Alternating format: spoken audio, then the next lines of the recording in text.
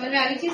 हम पूरा data science सिर्फ इस मकसद के लिए पढ़े और ये निकालना इतना आसान नहीं है कि मैंने प्रेडिक्टेड वैल्यू में डाला और आराम से आ गया।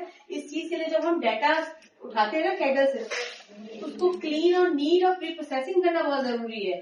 आप गार्बेज डाटा दोगे, वो गार्बेज आउटपुट देगा। आपने बोला ट्रैफिक 0 हो गया, 100% प्रॉफिट, ऐसा भी कहता है। बादल ही बोलेगा बारिश होगी धूप में।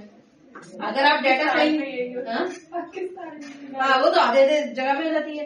अगर आप डाटा खराब देंगे तो ये खराब प्रेडिक्ट करके देगा। इसकी एक्यूरेसी 78 to 89 तक होनी चाहिए या 90 तक, बस। इससे ज्यादा एक्यूरेसी अगर दिया इससे तो इसका क्या मतलब है? आपका मॉडल ही काम नहीं करेगा, प्रेडिक्शन सही नहीं होगी। आप दोगे ना, मेरे पास 2 लोग आए, वो कहेगा 100% प्रॉफिट हो गया आपका, तो खरीदा किसी ने कुछ भी नहीं है। तो data cleaning, data preprocessing is make a major role in your data science और प्रेडिक्शन प्रोजेक्ट्स। सही है? इसका फायदा देख लेते हैं अब कहाँ फायदा। जैसे हमने डाटा साइंस पढ़ लिया, प्रेडिक्शन भी कर लिया, अब क्या करें? अगर डाटा साइंस में जॉब नहीं लगी, एआई में जॉब नहीं लगी, तो हम क्या कर सकते हैं? मैं आप लोगों को पहले दिन से बता रही हूँ, आप यूनिवर्सिटी के स्टूडेंट को टारगेट कर सकते हैं। जो प्रोजेक्ट्स आप बना रहे हैं, जो आप पढ़ रहे हैं, यूनिवर्सिटी में ये प्रोजेक्ट्स दिया जाता है। जैसे मैंने आपको पहले भी बताया था पीएचपी में और डॉटनेट में, पीएचपी तो डॉटनेट से पढ़ा रही मैं बस, डॉटनेट में और फ्लटर में, कि आप यूनिवर्सिटी के स्टूडेंट्स को टारगेट करें। उनके लिए ये बहुत बड़ी चीज होती है। यूनिवर्सिटी में प्रैक्टिकल पढ़ाया नहीं जाता, इकरा यूनिवर्सिटी के बच्चों को वर्ल्ड में पढ़ता तो नहीं है यहाँ पे। जैसे कोई क्लाइंट अपना डेटा आपको उठाना पड़ेगा डाटा, क्लाइंट डेटा नहीं देते। देखिए क्लाइंट के जो डाटा साइंस के प्रोजेक्ट होते हैं उनकी एक्सपेक्टेशन बहुत ज्यादा होती है, जो हम पढ़ रहे हैं उससे ज्यादा। आप क्लाइंट के डाटा साइंस के प्रोजेक्ट कब कर सकते हैं? जब आप इस पे एक्सपर्टीज यानी कहीं इंटर्नशिप कर ले। एक प्रोफेशनल एक लुक आना चाहिए आपको। हाँ, मैं ये झूठ नहीं बोलूंगी, नहीं यहाँ से पढ़ के आप बहुत चीजों के मर्ज स्टैक तक मैंने पढ़ाया, मैंने बोला मर्ज स्टैक तक आप क्लाइंट का प्रोजेक्ट उठा सकते हैं, और ये आपको भी पता है कि आप कर सकते हैं मर्ज स्टैक तक क्लाइंट का प्रोजेक्ट। सही है? मर्ज स्टैक तक क्लाइंट का, फ्लटर का आप कर सकते हैं, लेकिन डाटा साइंस का नहीं कर सकते। मैंने खुद किया ना क्लाइंट का, ऐसी हवा खुश्क हो जाती है, इंसान की दिमाग फट जाता है। सही है? वो इतनी रिक्वायरमेंट होती है, असल में एआई ने कभी फुलफिल नहीं देता, एआई कभी 100% रिजल्ट नहीं देता। और क्लाइंट क्या मांगते हैं? 100% रिजल्ट। आप डाटा दे के थक जाते हैं। मेरी तो बस हिम्मत, प्रीमियम पैकेज लेने के बाद भी तो कुछ भी ले लो, ये पैसों से नहीं होता, सिर्फ दिमाग से होता है। ठीक है? और हाँ, ये बन जाता है। इसके लिए बहुत सारे डाटा सेट्स और बहुत सारा टाइम चाहिए। एक बंदा जो बिल्कुल जॉब भी नहीं करता हो और एकदम ही वेला हो, उसको यदि डाटा साइंस आती है तो वो बहुत अच्छा कर लेगा। हम लोग क्योंकि जाहिर से बड़ा टाइमिंग के साथ मैनेज नहीं कर पाते इतना बड़ा डाटा लेकर जाना। आपको 45,000 का डाटा मैंने छोटा दिखाया था, ठीक है? अब फर्स्ट लाखों करोड़ों में डाटा सेट को मैनेज करना इतना आसान नहीं होता। इसके लिए पूरा दिन सुबह से शाम आपको फारिग रहना जरूरी है। तो मुझे ये पता है कि जब तक आप कोई एक डाटा साइंस पे इंटर्नशिप कहीं नहीं कर लेते, इंटर्नशिप कोर्स करने से कुछ भी नहीं होगा। जो काम आप इंटर्नशिप या किसी जगह पर रहकर सीखते हैं, आप 10,000 कोर्सेज कर लें, आपको कोई फायदा नहीं होगा। अगर ये प्रोजेक्ट में मैं आप लोगों से हाथ ना उठाऊं, आप लोग नहीं सीख सकते। जब तक आप खुद से ही आए, इसको पूछ ही नहीं रही, अब तो खुद ही करना पड़ेगा। तो वो जो आपको जो लर्न होती है ना, वो आप कभी दुनिया में और कहीं नहीं सीख सकते। ये चीज आप एक पॉइंट में सीखते हैं, लेकिन आप सीख जाते हैं। तो ये वाली बात है कि जब तक आप डाटा साइंस में, हाँ, अभी आप एपटेक करने के बाद क्या कर सकते हैं?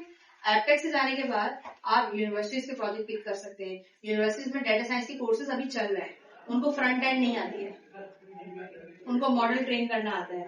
आप उनको ऑफर कर सकते हैं रिएक्ट और जेंगो दोनों के साथ, फ्रंट एंड के साथ, मोबाइल एप्लीकेशन के साथ दे सकते हैं आप। अरे यार वो नहीं निकला था ना, क्या निकाला था वो मोबाइल के लिए? क्या निकाल रहे थे? टेंसोरफ्लो नहीं निकला था ना। अब छोटे से इस पे लगाना अभी बैठ के, तो अभी जो टास्क दूंगी ना मैं, ये वाला छोटा वाला सेट, इस पे निकालना टेंसोरफ्लो पे, शायद टेंसोरफ्लो की लाइब्रेरी हो जाए। सही है सर? आप नहीं तो फिर मैं अपनी कोशिश करूंगी टेंसोरफ्लो जो आपकी लाइब्रेरी होती है उसको फ्लटर मोबाइल में आप चला सकते हैं। टीएफ लाइट था, दोनों पे गया था, दोनों ने लिख ली थी। शायद डाटा साइंस वो डाटा आपका बड़ा छोटे पे करके ट्राई कर लेंगे, देखते हैं निकाल, सॉल्यूशन तो निकालना पड़ेगा ना इसका। छोटे पे पहले भी देखो कुछ तो चेंज हुआ होगा।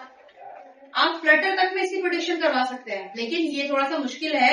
इन लोगों को जब मैंने दिया था इनसे हुआ नहीं था, मेरे पास टाइम नहीं था। जब मैं खुद एक्सप्लोर कर लूंगी इस चीज को तब मैं आपको बताऊंगी कि हाँ भाई मैंने कर लिया है। तो आप यूनिवर्सिटीज के प्रोजेक्ट पिक करें, सही है। आप यूनिवर्सिटीज के प्रोजेक्ट पिक करें, उसमें आपको बच्चों को बना के दें, कोई जानने वाला है जो ग्रेजुएशन पढ़ता है नारायण यूनिवर्सिटी में, आप उसको पकड़े बोले हाँ हम डाटा साइंस के प्रोजेक्ट दे सकते हैं, आप सेमेस्टर निकल जाए, लोग खुशी खुशी खरीदते हैं। देखिए उनका मुस्तकबिल कुछ नहीं होता, जो नहीं पढ़ने वाला होता है उसे पैसा फेंकता है। ठीक है, तो आप इस तरह बाहर इस्लामाबाद की यूनिवर्सिटी के लोग जो बर्गर होते हैं, जो पढ़ते पढ़ते नहीं है, ऑनलाइन पकड़े उनको भेजें, तो ये थोड़ी सी कोशिश करनी पड़ती है। सही है, तो ये अभी यहाँ से पढ़ने के बाद आप इस काबिल हो जाएंगे। उसके बाद अगर आपने इंटर्नशिप कहीं कर दी तो उसके बाद से जाके आपका स्कोप पूरा बन सकता है।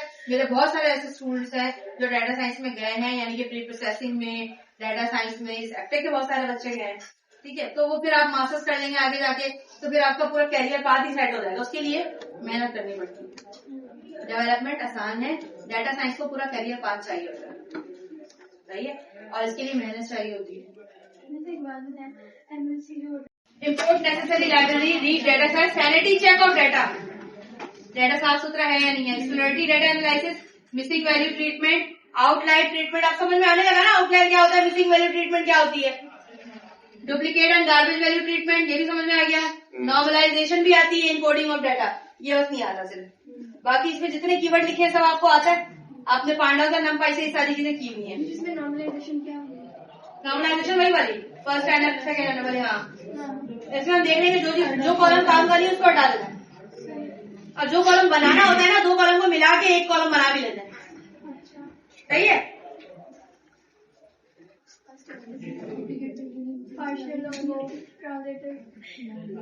Panda load data set, house prices dot CSV कहाँ से उठाया हमने, कैगल से उठाया।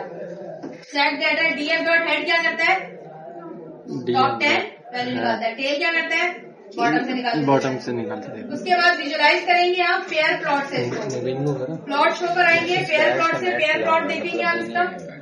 कोरिलेशन हीट मैप, मैंने हीट मैप आपको बताया है कोरिलेशन से, ये ना लास्ट में है ना, मैंने ना इसके नोटपैड की पूरी फाइल रखी हुई है कि क्या क्या सीक्वेंस से क्या क्या करके चलाना है।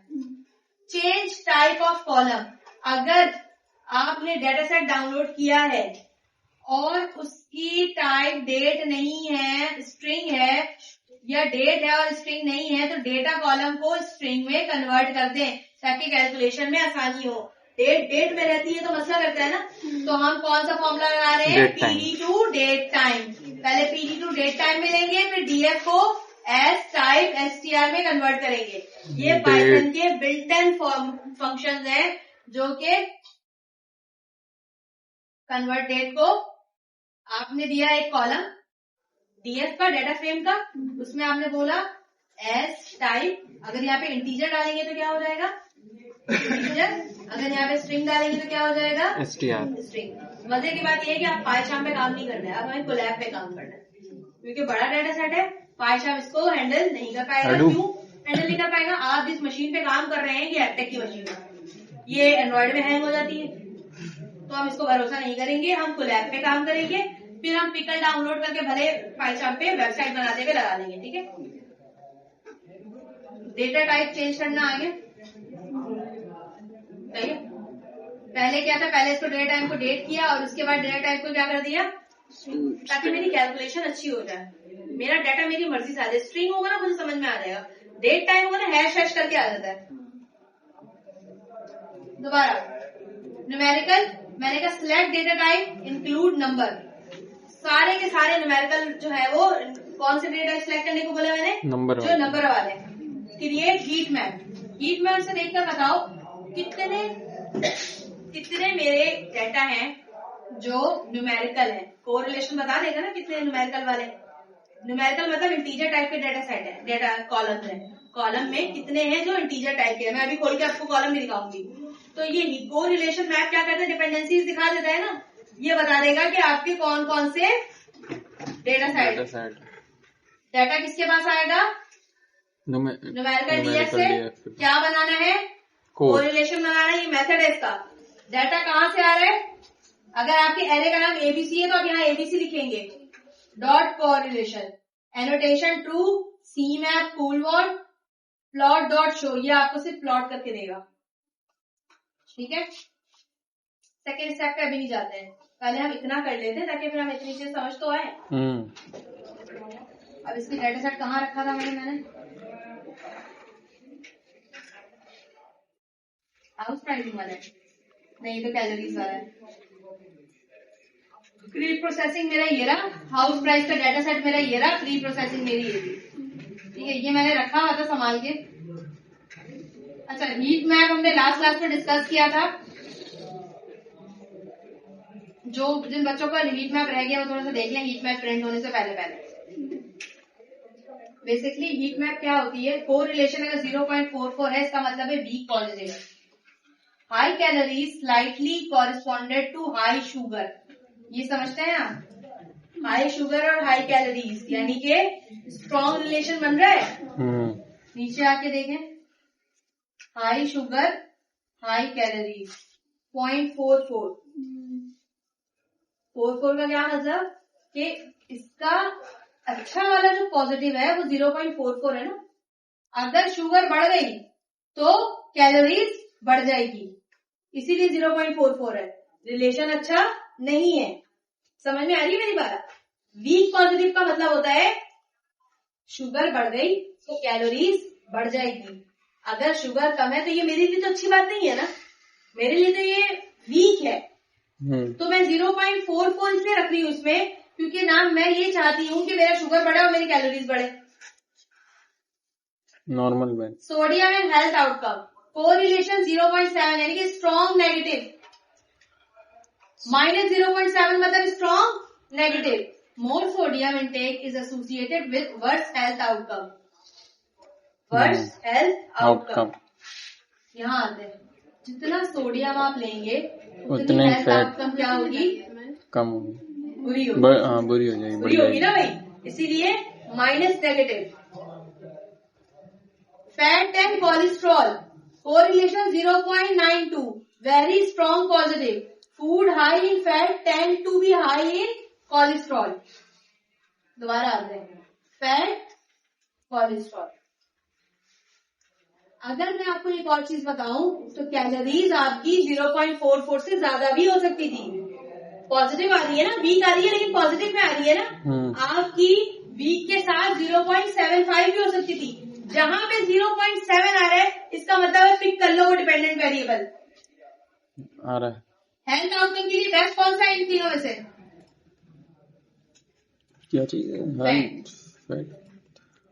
Health outcome cholesterol correlation -0.99 almost negative. High cholesterol का क्या मतलब होता है क्लास? पोअर हेल्थ का, पोअर हेल्थ आउटकम होती है ना हाई कोलेस्ट्रॉल का मतलब। डायगोनल वैल्यूज का मतलब है left, top left and bottom right show a perfect correlation of one each variable. और से देखो इसको, आपको निकालना क्या है? Health outcome. क्या निकालना है आपको? हेल्थ आउटकम सही है, डिपेंडेंट वेरिएबल्स निकालने हैं। हेल्थ पे कौन कौन से डिपेंडेंट वेरिएबल्स स्ट्रांगली काम करेंगे? फैट, इससे भी ज्यादा 0.7 में जो है ना 0.7 वो सबसे ज्यादा करेगा। हेल्थ आउटकम ही है। 0.7 वाला सबसे ज्यादा करेगा। रुको मैं एक और बता देती हूँ।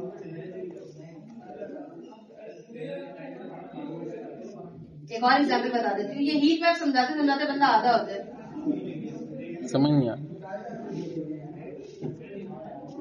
0.7 से ज्यादा जो होता है स्ट्रॉन्ग पॉजिटिव रिलेशन होता है।